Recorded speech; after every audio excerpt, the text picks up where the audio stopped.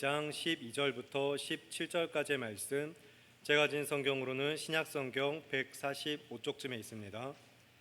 찾으셨으면 저와 여러분 한 절씩 교독하시고 마지막은 합독하겠습니다. 제가 먼저 12절을 읽겠습니다. 그 후에 예수께서 그 어머니와 형제들과 제자들과 함께 가버나움으로 내려가셨으나 거기에 여러 날 계시지는 아니하시니라.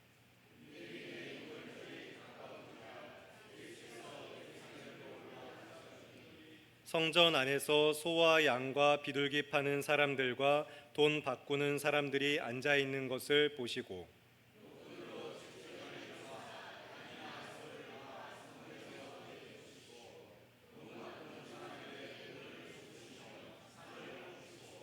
비둘기 파는 사람들에게 이르시되 이것을 여기서 가져가라.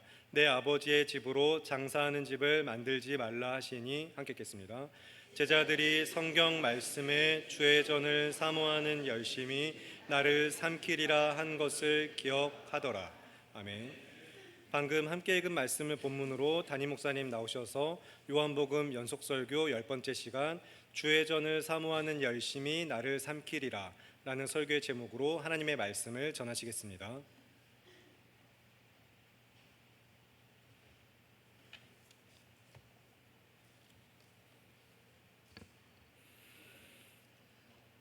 기도하겠습니다. 사랑해 주님, 감사합니다.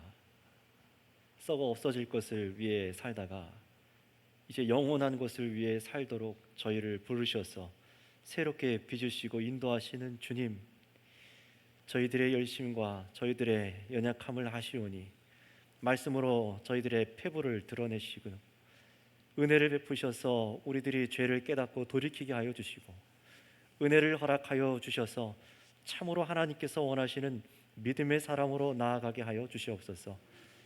간구하며 우리 구주 예수님의 이름으로 기도합니다. 아멘. 오늘은 17절까지 이 말씀을 보시고 다음 주에는 18절부터 이어서 오늘 본문 전체 메시지를 설교하도록 하겠습니다. 하나님께서 공인하시는 믿음은 무엇일까요? 다시 말씀드립니다. 하나님께서 공인하시는 믿음, 그것은 무엇일까요?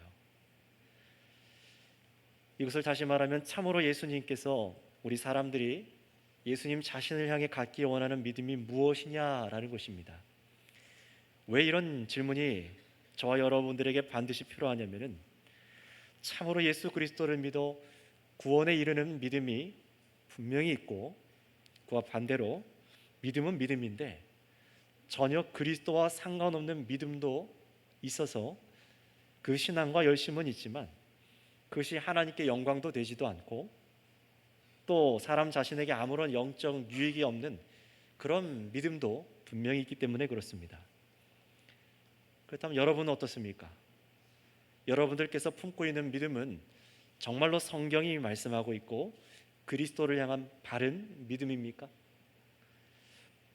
분명히 내가 믿는 바가 성경에서 말하는 믿음이라면은 그 믿음 때문에 많은 사람들로부터 부정당하거나 수치를 당해도 우리는 목숨을 다해서 내 안에 생겨난 이 그리스도를 향한 믿음을 지키고 결단코 놓지 말아야 합니다.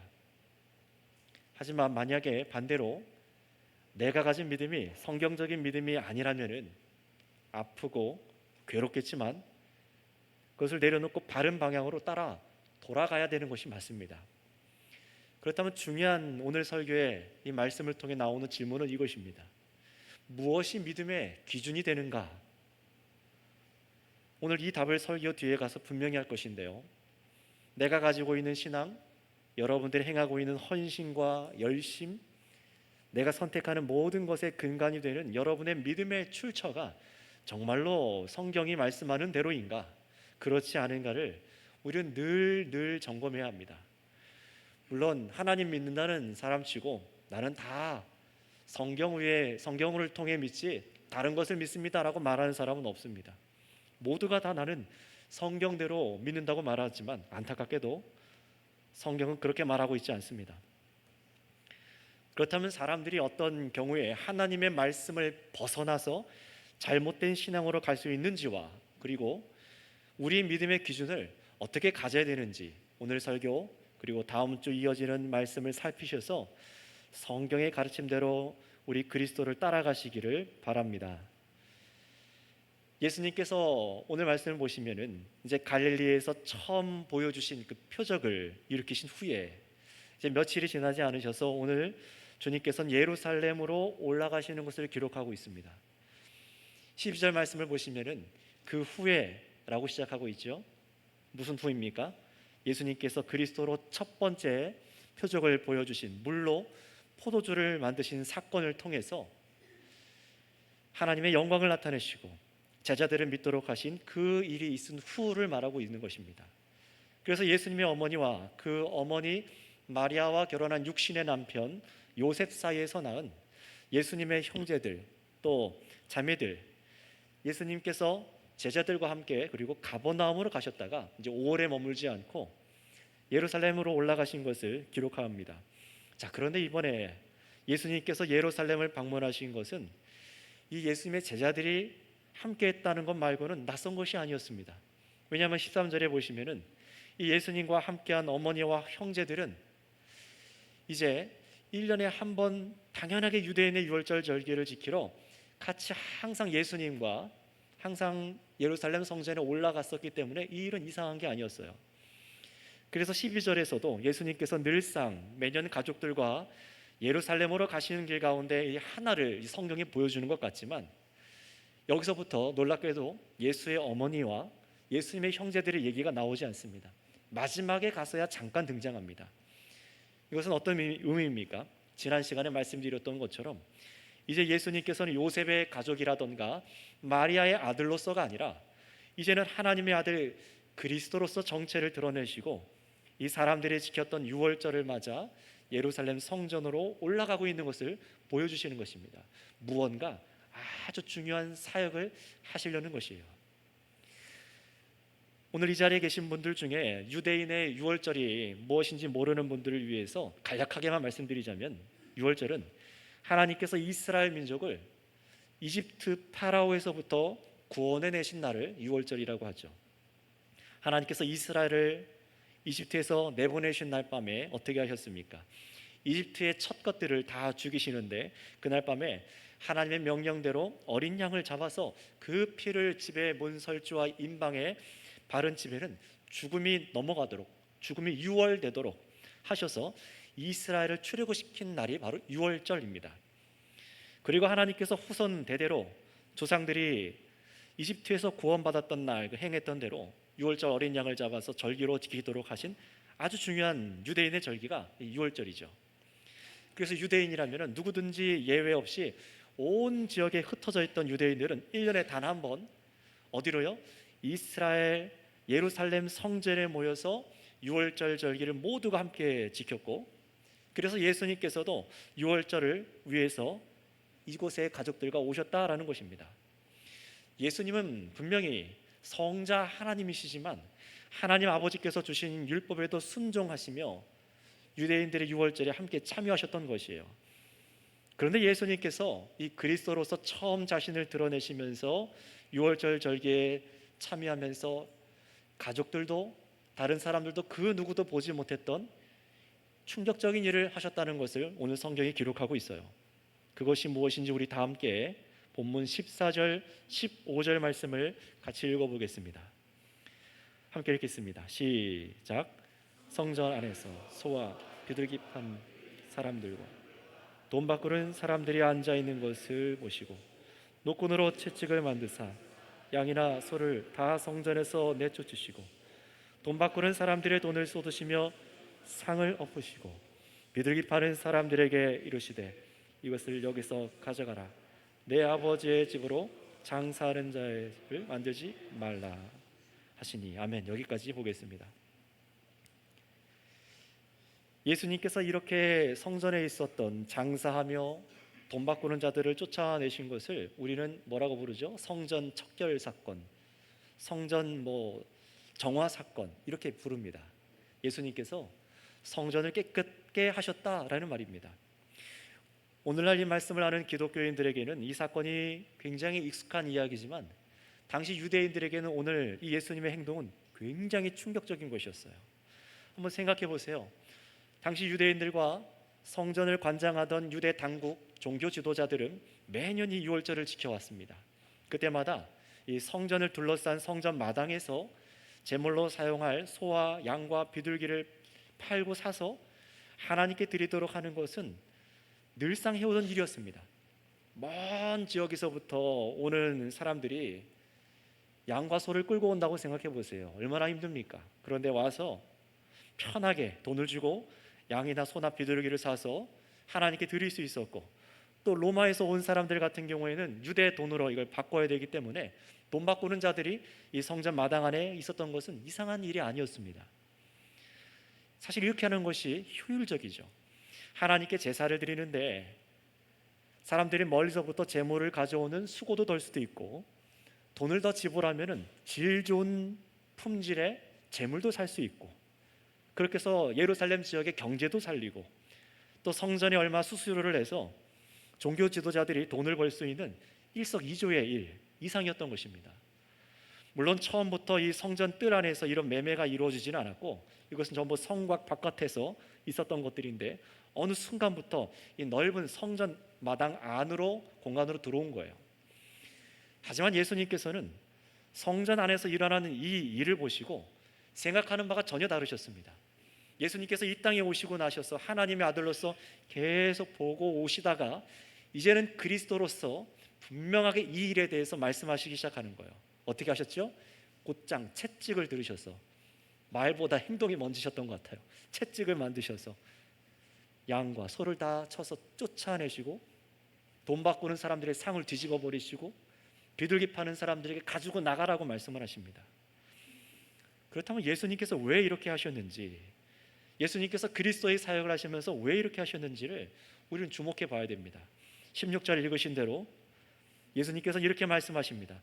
내 아버지의 집으로 장사하는, 뭐라고요? 장사하는 집을 만들지 말라. 집은 집인데 아버지의 집이 아니라 장사하는 집으로 너희들이 만들었다라는 겁니다. 예수님께서는 성전을 자신의 아버지, 곧 하나님 아버지의 집이라고 말씀하십니다. 이 중앙에 있는 성전 건물만 아니라 성전을 둘러싸고 있는 마당 공간 역시도, 성전 뜰 역시도 예수님께서는 하나님의 집이라고 말씀하시는 거예요. 그런데 여러분, 성전은 무엇인가요? 구약 성경에서 기록하고 있듯이 성전은 하나님의 임재를 상징하는 건물이었습니다.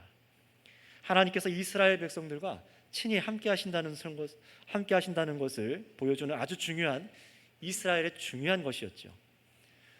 물론 그렇다고 정말 하나님께서 사람들이 만든 이 성전 건물 안에 계시다는 것이 아니라, 하늘의 하나님께서는 사람들이 만든 성전에 이름을 두셔서 사람들이 회개하고 돌이켜 성전을 향해 기도할 때에 하늘의 하나님께서 들으시고 죄를 용서하여 주신다는 약속을 하신 것이었습니다.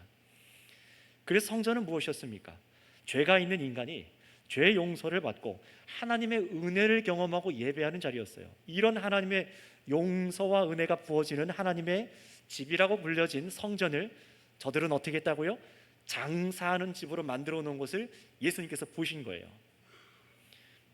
물론 오늘날 주일에, 오늘 우리가 주일에 모여인 이 예배당 건물과는 전혀 다르게 당시 성전은 하나님의 이름을 두고 하나님의 임재와 제사와 사람들의 죄가 용서받는 구별된 거룩한 장소였습니다. 하나님께서 은혜로 죄인들을 용서하여 주시도록 성전에서 제물을 드리도록 하신 것이죠. 하지만 유대인들은요, 하나님의 은혜를 우습게 만들어 버린 겁니다. 성전에서 하나님께 드릴 희생의 제물을 판매하고 거기서 수익금을 얻었어요. 또 손쉽게 하나님의 용서를 돈 주고 사는 식의 일을 행했던 겁니다.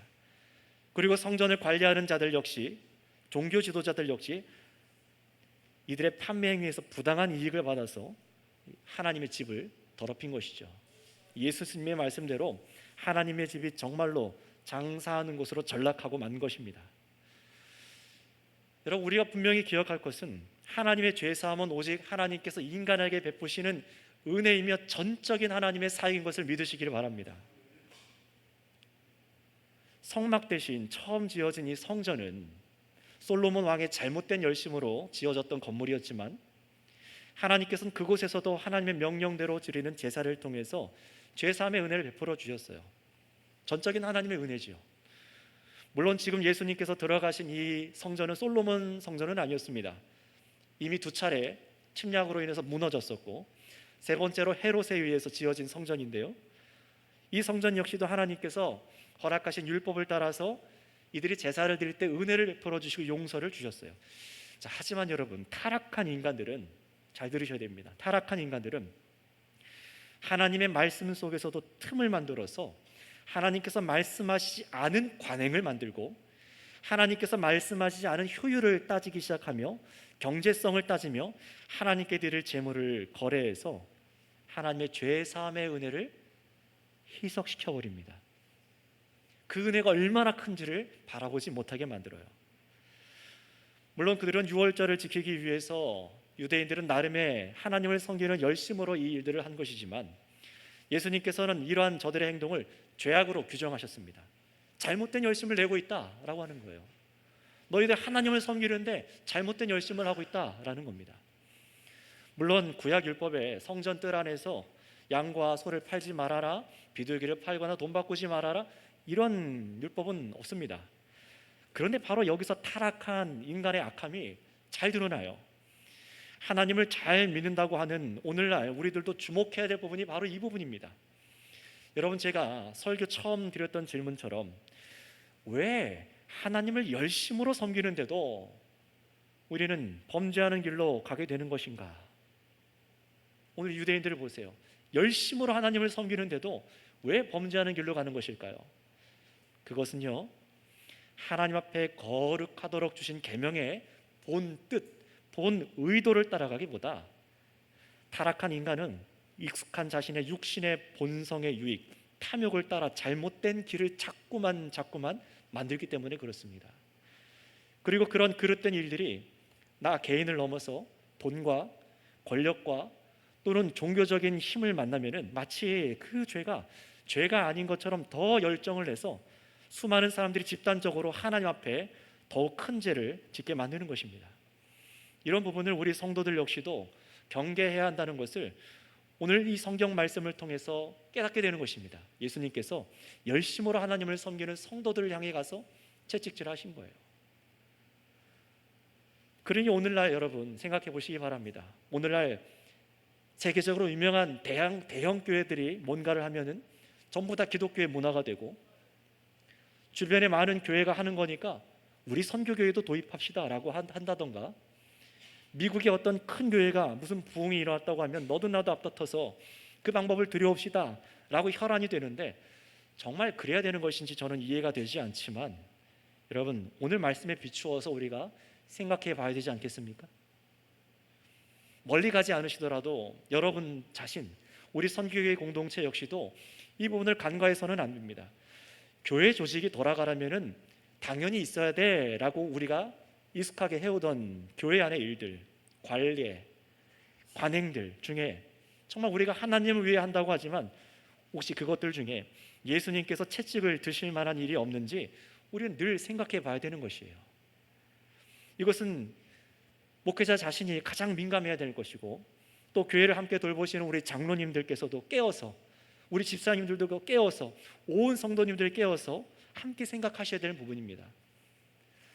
그러니 여러분, 이 문제를 여러분의 개인의 영역으로도 한번 가져가 보세요.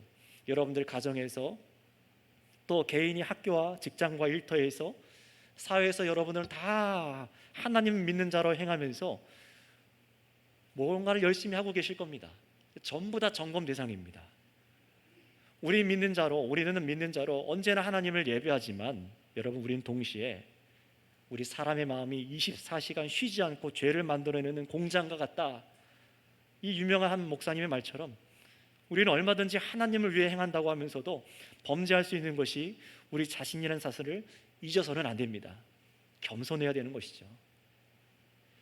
만약에 어떤 열심이든 상관없이 하나님을 위하기만 한다면은, 교회를 위한 일인데 다 좋은 거다라고 했다면은 예수님께서는 성전 안에 들어가셔서 이렇게 채찍질을 하지 않으셨을 것입니다. 물론 지금 이 본문에 기록된 예루살렘 성전에서 일어난 일을 오늘 우리에게 직접적으로 적용할 수는 없어요. 왜냐하면은 우리가 모여 있는 이 공간은 성전이 아니니까요. 종교개혁자 칼빈 역시 이렇게 말합니다. 우리가 지금 모여있는 예배당 건물은 구약시대의 성전처럼 하나님이 늘 임재로 상주에 계시거나 제물을 드려 제사를 드리는 구별된 거룩한 제단이거나 그런 공간이 아니다 말합니다. 이것이 성경이 말하는 바이기도 하고요.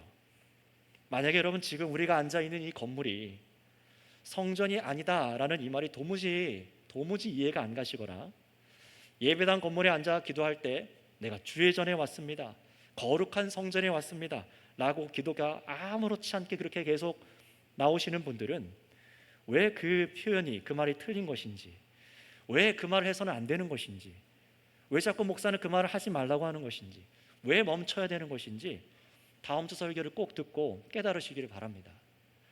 다시 돌아와서 오늘 성전에서 매매하는 자들을 쫓아내신 것을 우리 교회에 곧바로 적용할 수는 없어요. 예를 들어서 어떤 적용이 틀린 거냐면은 예수님께서 장사하는 자들을 성전에서 쫓아내시고 돈 바꾸는 자들을 쫓아내셨으니까 오늘날 우리 이 모이는 건물 안에서도 우리 교회들도 물건 팔면 안 된다, 헌금을 주일날 와서 바꾸면 안 된다, 이런 적용하는 것이 아니라는 것입니다. 아니면 전혀 엉뚱하게 헌금은 늘 깨끗한 새 돈으로 해야 된다라거나 아니면 헌금은 주일날 바꾸면 안 된다, 이런 식의 적용은 오늘 본문 말씀을 제대로 이해하지 못하는 것입니다. 물론 그렇다고 교회 공동체가 어떤 물건을 팔든지 그 돈을 어떻게 사용할지 아무렇게 해도 된다고 말하는 것이 아니에요. 우리가 지금 드리는 이 헌금이 성전에 드리던 재물과는 전혀 다른 의미지만 그렇다고 해서 헌금을 준비하는데 여러분이 아무렇게 해도 된다는 것도 아닙니다. 그래서 한번 생각해 보세요. 교회는 더 이상 구약과 같은 제사를 드리지 않습니다. 왜 그렇습니까? 그리스도께서 자신의 몸을 희생하셔서 단번에 완전한 희생 제사를 드리셨기 때문입니다. 여러분 이것을 믿으십니까? 우리는 이것을 믿고 이 자리에 있는 것이잖아요. 이 은혜 때문에 우리는 더 이상 내 죄 사함을 받기 위해서 하나님과 화목하기 위해서 희생의 제물을 드리지 않아요. 그래서 구약의 제물로 드리던 양은 오늘날로 얼마너치, 소는 얼마, 비둘기는 얼마 정도 값을 잡아서 헌금하라, 이런 식으로 한다면은 그건 정말로 이상한 일이고 예수님을 진정으로 믿지 않는 것입니다. 성경을 인용은 하지만 성경 믿는 것이 아닙니다. 그렇다면 오늘날 교회인 우리가 하나님께 제사를 드린다고 한다면은 하나님께서 받으시는 제사는 무엇인가요? 신약 성경은 아주 분명하게 우리에게 가르치고 있죠. 먼저 로마서 15장 16절 말씀을 한번 준비된 화면을 통해서 말씀을 같이 한번 읽어보겠습니다. 로마서 15장 16절입니다. 시작.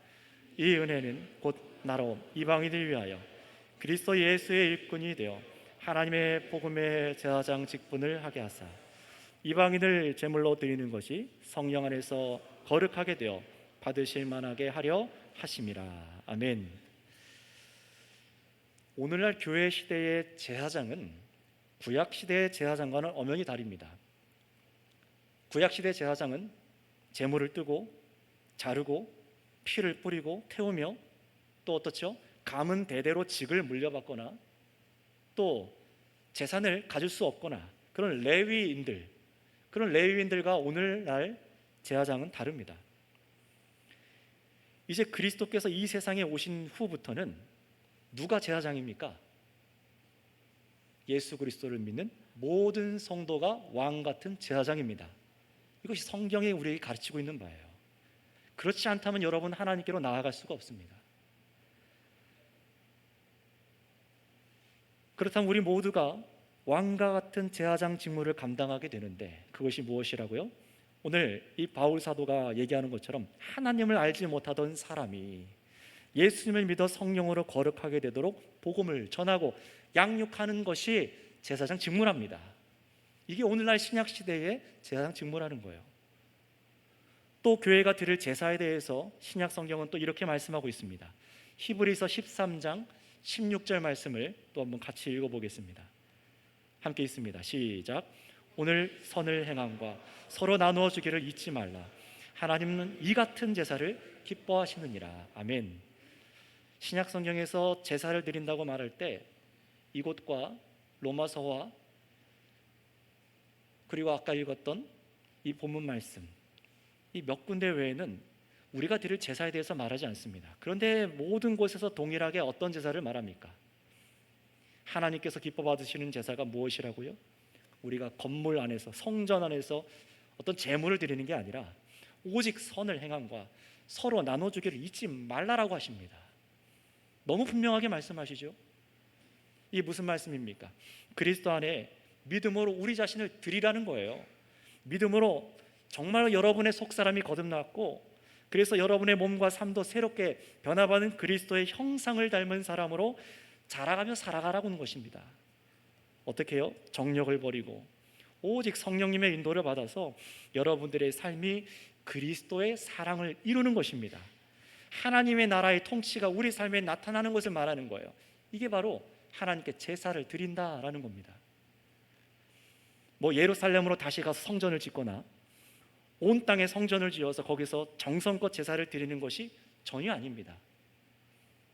오늘날 많은 교회들이 안타깝게 예배당 건물을 예루살렘 성전, 베델 성전, 아니면 강남 성전, 판교 성전 시대 이런 식으로 이름을 붙여서 성전이라고 부르고 거기서 1시간 드리는 감사 예배를 구약 제사처럼 말하는 것은 굉장히 이상한 일입니다. 신약 성경은 분명히 우리가 주님의 명령대로 말씀을 증거하고 성도를 목양하고 선교하며 어려운 자들을 구제하며 돕는 이런 영적인 예배의 삶으로 하나님께 제물을 드린다고 말씀하고 있습니다. 따라서 유대인들이 드리는 제물이 오늘날 우리가 드리는 헌금과는 전혀 다른 얘기지만, 우리가 교회로서 하나님께 드린다, 여러분들이 드린다라고 할 때 여러분들의 생명, 여러분들의 시간, 헌신, 헌금 모든 드리는 과정과 방법 역시 어떻게 해야 되는 것이죠? 오직 그리스도께서 자신을 우리에게 주신 희생과 무한한 사랑과 용서와 인내와 수고와 수치를 참으신 것, 그래서 우리가 서로 사랑하게 되고 하나님 아버지께 영광을 돌리는 이 모든 예수님께서 보여주신 것이 우리들의 열심이 되어야 된다는 사실을 기억하시기 바랍니다. 따라서 성도는요, 성령의 법으로 사랑하는 우리들의 모든 열심과 수고는 무엇에 비춰져야 됩니까? 오직 예수님의 십자가 그림자 아래서만 이루어져야 된다는 사실을 기억하시기 바랍니다. 그래서 에베소서 4장 28절에 또 뭐라고 말씀하고 있는지 우리가 지난 확인하고 또 설교했던, 여러 번 설교했던 본문 말씀을 보겠습니다. 에베소 4장 28절입니다. 함께 읽어볼까요? 시작. 다시 도둑질하지 말고 돌이켜 가난한 자에게 구제할 수 있도록 자기 손으로 수고하여 선한 일을 하라. 아멘. 참 교회가 무엇인지를 가르치는 에베소서 아니었습니까? 그런데 거기서 뭘 하라고요? 어떤 열심을 내야 되는지 교회가 열심을 내는 방향을 알려주셨어요. 우리가 일하는 동기가 그저 나와 내 가족만을 위해서가 아니라 가난한 자를 구제하기 위해서 수고해야 된다는 거예요. 그런데 여기서 아주 중요한 우리 예수님의 성품이 이 안에 드러나 있죠. 뭐라고요? 도둑질하지 말랍니다. 불법을 하지 말라는 거예요. 이건 세상법으로나 하나님 앞에서 거듭난 양심이 거리끼지 않도록 그렇게 돈을 정직하게 벌라는 겁니다. 만약에 그렇지 않고 부정하게 돈을 벌었다면 그것은 하나님께서 기뻐하지 않으시니 성도는 하나님 앞에 정직하고 수고해서 땀 흘려서 남을 도우라는 거예요. 왜 그렇게 해야 되죠? 왜 그렇게 해야 됩니까? 조금 우리가 편법을 하면 더 많이 벌 수 있고, 그렇다면 더 많이 헌금도 할 수 있고 더 많은 구제도 할 수 있는데 왜 그렇게 하지 말라고 하는 것이죠? 왜 우리는 정직하게 땀을 흘려서 남을 도와야 됩니까? 바로 오직 그리스도의 사랑이 드러나야 되기 때문에 그렇습니다. 우리들의 드림을 통해 그리스도가 드러나야 하기 때문에 그렇습니다. 우리가 예배 중에 드린 헌금은 구약의 제물과는 전혀 다른 것이지만 범사에 하나님께 감사하며 그 감사가 교회 공동체를 사랑함으로 드리는 것이 헌금이에요. 그리스도께서 우리에게 보여주신 그 사랑의 삶을 우리도 살아가는 겁니다. 11조라던가 주정헌금 등 헌금이 무엇인지는 주님께서 허락하실 때 여러분이 듣게 되실 것이지만, 여러분, 우리가 열성으로 하나님께 드린다고 할 때도 우리들의 열성은 반드시 분별되어야만 하는 것이에요. 왜 그럴까요? 저와 여러분들의 열성 역시도 엇나갈 수도 있습니다. 저 유대인들이 잘못된 열성으로 성전에서 하나님의 예배를 가려버렸었고, 아니면 우리도 바리새파처럼 될 수도 있고, 아니면 열심당원들처럼 폭력적으로 칼을 휘두를 수도 있습니다. 중세 시대의 십자군 전쟁이나 대륙을 침탈해서 폭력적으로 선교를 하는 등 사회 속에서 성경과는 전반대의 무질서를 가지고 온 것도 잘못된 열심을 내는 그리스도인들 때문이었습니다. 정말 그들이 그리스도인들이었는지 의문이긴 하지만요. 반대의 경우도 있습니다. 정말 주를 위한 열성 때문에 법대로 하고 규정대로 하고, 그래서 여러분 세상에서 일할 때 어떻습니까? 세금도 다 떼고 정직히 일하고 하나님 중심, 교회 중심으로 살면은 때론 더 많이 벌지 못하고 보너스도, 야근 수당도, 주말 수당도 못 받을 수 있어요. 아니면 부당한 일을 권유받은 것을 거절했다가 따돌림 당하거나 쫓겨날 수도 있습니다. 따라서 우린 여러분 기준을 잡아야 돼요. 교회 공동체 안에서든 우리가 세상에서든 하나님을 향한 열심을 행할 때 잘못 행할 수도 있고, 또는 정말로 바르게 행했음에도 너무나 큰 보복이나 손해가 돌아와서 주를 위한 열심을 포기하고 싶을 때도 있을 것입니다. 그렇다면 여러분, 우리가 하나님을 향해 잘못된 열심으로 가지 않도록 무엇을 기준으로 삼아 열심을 내야 될까요? 여러분, 이것을 오늘 붙잡으셔야 돼요. 그 기준이 무엇일까요? 한번 따라해 주시겠습니다. 그 기준은 그리스도 예수님입니다. 무엇이라고요? 하나님을 향해 우리가 잘못된 열심으로 가지 않도록 내가 잡아야 될 기준은 그리스도 예수님 한 분밖에 없습니다. 조금 더 정확히 말씀드리면은 성경대로 열심을 내시는 예수님을 우리가 깊이 아는 것입니다. 아무것도 아닌 것 같나요? 이것 때문에 어떤 사람은 곁길로 갑니다. 성경대로 열심을 내시는 예수님을 깊이 아는 사람만 흔들리다가도 제대로 갑니다. 이게 무슨 말인지 17절 제자들이 훗날 예수님의 행동을 기억하고 했던 말씀을 우리 한번 본문 17절 다 같이 한번 읽어보겠습니다. 함께 읽습니다. 시작. 제자들이 성경 말씀에 주의 전을 사모하는 열심이 나를 삼키리라 한 것을 기억하더라. 아멘. 죄인의 특징은 자기 자신이 무엇을 잘못하고 있는지 모른다는 겁니다. 심지어 하나님의 성전에서 예배를 드리면서도 죄를 깨닫지 못하는 거예요. 바로 그 자리에서 예수님께서는 채찍을 드셨습니다. 그래서 그 사람들 속에 있는 죄악이 하나님을 섬기는데 잘못된 열심으로 가고 있다는 것을 깨닫게 해주셨어요. 여러분, 오직 예수님만이, 예수 그리스도의 열심만이 우리의 죄가 무엇인지를 알게 하시며 우리로 하여금 바른 길을 가게 한다는 사실을 믿으시기를 바랍니다. 하지만 문제는 예수님의 채찍을 드신 행동을 사람들이 잘 이해하지를 못한다는 거예요. 심지어 예수님의 제자들도 그랬습니다. 17절 금방 읽은 기록을 통해 알 수 있듯이 예수님께서 저렇게 하면 분명히 수모당할 것을 알면서도 왜 그렇게 수많은 사람을 적으로 돌리면서까지 채찍질하시고 상을 둘러엎고 종교 지도자들과 싸우고, 이게 이해가 안 갔는데 훗날 어떻다고요? 시편 69편 9절 말씀을 기억하며 예수님의 열심이 이해가 가기 시작한 거예요. 이게 아주 중요한 겁니다. 다윗 왕이 하나님을 향해 애통하며 기도한 내용의 시편 69편 9절 말씀을 제자들이 기억했다는데, 여러분 우리 한번 7절부터 12절까지 한번 쭉 같이 한번 읽어보겠습니다. 앞에 화면을 통해서 같이 한번 읽어볼까요? 시작. 내가 주를 위하여 비방을 받았사오니 수치가 나의 얼굴에 덮였나이다. 내가 나의 형제에는 객이 되고 나의 어머니의 자녀에게는 낯선 사람이 되었나이다. 주의 집을 위하는 열성이 나를 삼키고 주를 비방하는 비방이 내게 미쳤나이다. 내가 곡하고 금식하였더니 그것이 도리어 나의 욕이 되었으며 내가 굵은 배로 내 옷을 삼았더니 내가 그들의 말거리가 되었나이다. 성문에 앉은 자가 나를 비난하며 독주에 취한 무리가 나를 두고 노래하나이다. 아멘. 예수님께서는 다윗의 왕의 계보로 이 땅에 오신 온 세상의 임금님이십니다.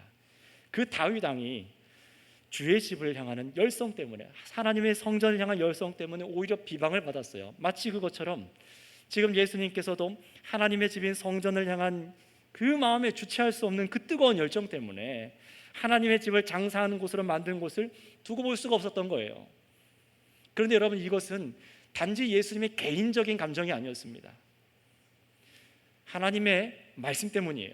실제로 구약 성경 스가랴 예언자를 통해서 이런 예언이 있어요. 하나님께서는 여호와의 날에 이 망가지고 이 세상에 더럽혀진 성전을 새롭게 재건하실 것이다 라는 약속이 스가랴서에 나옵니다. 정말로 그런지 스가랴서 14장 21절을 세 번역으로 제가 준비한 것을 한번 같이 읽어보겠습니다. 함께 읽어볼까요? 시작. 예루살렘과 유다에 있는 모든 솥도 만군의 주님께 거룩하게 바친 것이 되어 제사를 드리는 사람이 와서 그 솥에 제물 고기를 삶을 것이다. 그날이 오면 만군의 주님의 성전 안에 다시는 누가 없을 것이라고요? 다시는 매매하고 파는 상인들이 없을 것이다. 우리 개역개정 번역에는 가나안인이 없을 것이다 라고 번역되어 있어요. 매매하는, 더러운 일하는, 부정하는 이런 사람이 성전 안에서 없어질 것이라는 겁니다. 누가요? 그리스도가 오시면요. 근데 하지만 유대인들은 오늘 이 말씀을 성전을 새롭게 한다는 것을 어떻게만 생각했냐면 성전, 건물 이것에서 틀을 벗어나질 못했습니다. 그리스도께서 성전을 거룩하게 하신다는 것을 전혀 이해하지 못해요. 그들은 여전히 이스라엘 땅 예루살렘 성전이 로마를 넘어서 온 세상의 중심이 될 것이고 자신들이 드리는 제사가 영원할 것이라고 지금도 그렇게 생각합니다. 그래서 성전을 재건하려고 생각을 하는 것이고요. 하지만 유대인들의 열심은 바로 거기서부터 잘못된 길로 가기 시작한 겁니다. 잘못된 선민 사상에 빠져서 자신들이 정결하게 되어야 될 필요성을 느끼지 못하고 자신들이 예수님이 정말로 있어야 될 더러운 자라는 걸 이해하지 못하고 성전 건물만 제대로 세워놓고 성전에서 드리는 제도만 있다면 얼마든지 자신들은 구원받은 하나님의 백성이라고 그렇게 생각을 했던 거예요. 하지만 이 땅에 오신 그리스도 예수님의 열심은 달랐습니다. 유대인들과 열심이 달랐어요. 예수님께서 참으로 하나님 아버지의 뜻대로 새롭게 재건하실 성전은 정말 건물이라던가 성전 건물이라던가 제사 제도를 더 견고하게 하시는 것이 아니었습니다. 다음 시간에 더 자세히 볼 것이지만 예수님께서는 이제 성전의 건물도 성전에서 드리던 제사 제도도 전부 필요 없는 새로운 성전을 세우셔서 사람들이 그가 누구든 이제 하나님을 향해 온전히 예배하고 교제할 수 있는 성전을 세우는 것이었어요. 여러분, 그 성전이 무엇입니까? 바로 성전된 예수님 자신의 육체를 말씀하시는 것입니다. 이게 예수님이 세우고자 하신 성전이에요. 자기 자신이요. 자신을 통해 누구든지 거룩하게 되어 하나님께 나아가고자 만드신 것입니다. 이게 예수님의 열심이었어요. 꼭 사람들이 저 이스라엘 중동 땅에 예루살렘으로 가서 건물에 들어가서 제사를 어렵게 드려야만 그 사람을 바르시는 것이 아니라 이제는 예수님을 통해서 우리가 다 하나님께로 나아갈 수 있는 은혜를 주시는 것입니다. 이게 예수님의 열심이었어요. 하나님께서 이 세상에서 새롭게 세우시는 성전은 그래서 어떤 건물이 아닙니다. 예수님을 통해 사람들이 참으로 하나님을 예배하고 참되게 교제가 일어나도록 살아있는 성전을 세우시는 것이에요. 그래서 저와 여러분들을 누구라고 합니까? 우리는 살아있는 성전, 교회라고 하잖아요. 예수님을 모신 성전이라고 하잖아요. 성령님이 계신 성전이라고 하잖아요. 이의 아들 예수님께서는 하나님 아버지의 뜻과 이 뜻을 순종하는 열심으로 이 땅에 오신 것이고, 비록 건물에 지나지 않지만 망가지고 더럽혀진 하나님의 집이었던 그 당시의 성전을 정말 거룩해지고 새로워져야 되는 것을 깨닫게 하기 위해서 채찍을 들어 보여주신 것이에요. 자, 그런데 여기서 예수님은 알고 계셨습니다. 이런 예수님의 자신의 열심 때문에 예수님 자신이 사람들로부터 오해받고 수모를 당할 것이라는 것을 알고 계셨어요. 그래서 17절에 주의 전을 사모하는 열심이 나를 삼키리라 라는 다윗 왕의 열심에 대한 말씀의 기록을 훗날 제자들이 기억하면서 왜 예수님이 그렇게까지 하셨는지 이제 깨달았다 기록하고 있는 거예요. 따라서 예수님의 열심은 사적인 열심이 아니었습니다. 철저히 우리 주님은 하나님의 말씀대로 하나님 아버지의 뜻이 이루어지길 바라며 내신 열심이었던 겁니다. 그렇다면 여러분의 열심은 무엇입니까? 여러분 개인의 인간적인 열심입니까? 아니면 오직 하나님의 뜻만이 이루어지길 간절히 원하신 예수님과 같은 열심을 내고 있으십니까? 또는 나는 내 개인의 유익을 탐하면서도 동시에 하나님을 섬길 수 있다고 여기는 저 유대 종교인들과 나는 질적으로 다르다 확신하실 수 있으시겠습니까? 지금 내가 주의를 지키고 있고 헌금을 드렸고 예배 시간에 늦어도 설교는 들었고 축도는 받았으니 아무 문제 없이 하나님을 예배하고 있다, 혹시 이렇게 여기고 계시진 않습니까? 또는 정말 예수님을 참되게 믿기 위해서 그리스도의 열성을 나도 따라가기 위해서 제자들처럼 성경을 깨닫고 예수님을 알아가는 이 열심은 좀 뒤로 한 채로 남들보다 조금 더 많이 기도하고 조금 더 많이 봉사하고 전도하고 있으니 내 신앙생활은 된 것이다, 그렇게 여기고 있다면 조심하셔야 됩니다. 내 안의 죄는 예수님께서 밝혀주시지 않으면, 예수님께서 채찍질해 주시지 않으면 도무지 깨닫지를 못합니다. 아파요. 여러분, 어떻게 우리가 채찍질 당하죠? 예수님의 말씀과 보여주신 십자가 삶이 우리의 패부를 드러냅니다. 그런데도 우리는 당장에 그 말씀을 이해하지를 못해요. 오늘 제자들처럼요. 하지만 하나님의 은혜로 심령이 우리가 가난해지고 낮아지고 아무것도 할 수 없을 때, 주님의 말씀이 들려지기 시작할 때서야, 그때서야 진리를 깨닫고 눈물을 흘리며 내 죄를 회개하기 시작합니다.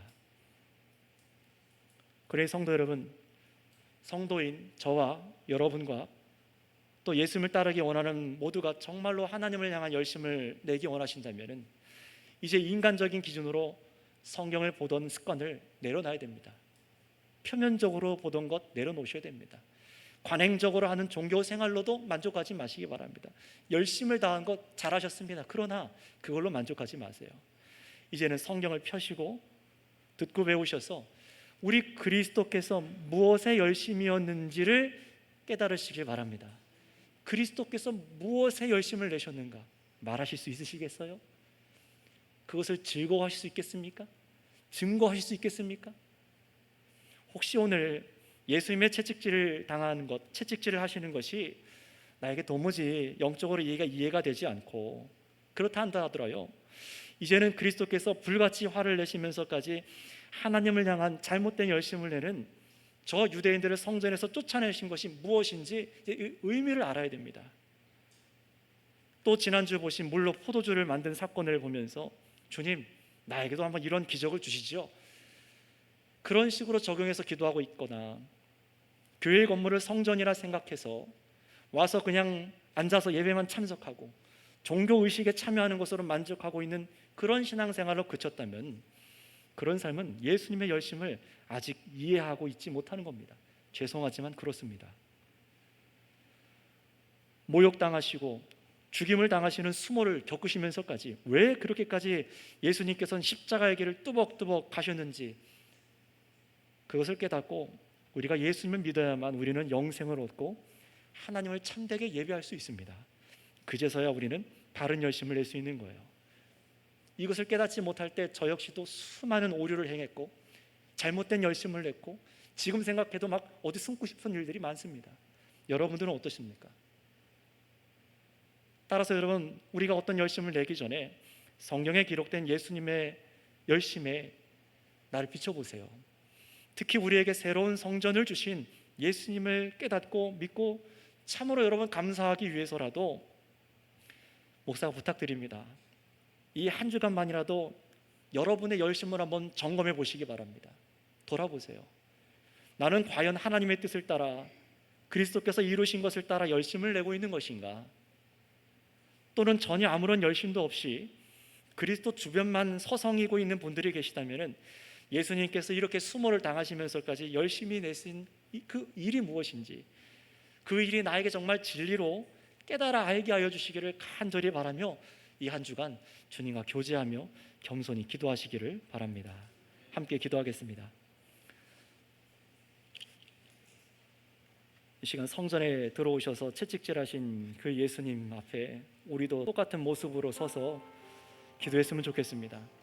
하나님을 위한 나의 열심이 예수님께서 열심으로 이루어주신 것과 일치되게 하여 주시옵소서. 또 그렇지 않은 잘못된 열심이 나에게 있다면 그것을 깨닫게 하여 주시고 정말 그 은혜에 감사하며 돌이키기 원합니다. 기도하시기 바랍니다. 그래서 이제는 예수님께서 걸어가신 길을 말씀을 통해 더욱 알고 믿을 수 있는 은혜를 우리들에게 부어주시기를 주여 한번 부르고 다 같이 기도하겠습니다. 주여 아버지 감사합니다. 감사합니다. 하나님 아버지, 우리는 참으로 연약하여서 거룩하신 하나님의 법을 앞에 두고도 온갖 세상의 욕심과 정욕과 온전히 주의 말씀을 알지 못한 채로 곁길로 걸어가기 쉬운 자들인 것을 고백합니다. 이런 저희를 긍휼히 여겨주셔서 예수님을 보내시고 우리들의 죄를 깨닫게 하시고 말씀으로 그분의 행위로 채찍질로 십자가 사랑으로 우리의 죄를 보여주신 것을 감사합니다. 이것을 우리에게 깨닫게 하여 주시는 주님, 돌이키게 하여 주시고 새 길로 걷게 하여 주셔서 오직 하나님께서 이 땅 가운데 예수님을 통해 이루신 새 나라 가운데 살아가게 하여 주시옵소서. 참으로 예수님을 완전한 성전으로 우리가 믿음으로 우리가 하나님을 온전히 찬양하고 예배할 수 있는 이 새 삶을 선물하여 주셨사오니 주님께서 내신 이 열심을 깨닫게 하여 주시고 즐거워하게 하여 주시고 믿어 기뻐하게 하여 주셔서 하나님 걸어갈 수 있도록 제 심령을 새롭게 하여 주시옵소서. 주님 교만하지 아니하게 하시고 날마다 이 말씀 앞에 저를 비추게 하시고 순종하게 하여 주셔서 아버지께서 원하시는 길을 걷게 하여 주옵소서. 오늘 주의 성도들이 같은 마음으로 걸어갈 수 있도록 하나님 역사하여 주시옵소서. 주님의 은혜가 우리 가운데 있기를 원합니다.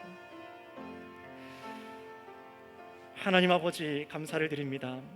우리는 주님께서 채찍질하여 주시지 않으면 도무지 우리의 죄가 무엇인지 깨닫지도 못하는 연약한 자들인 것을 고백합니다.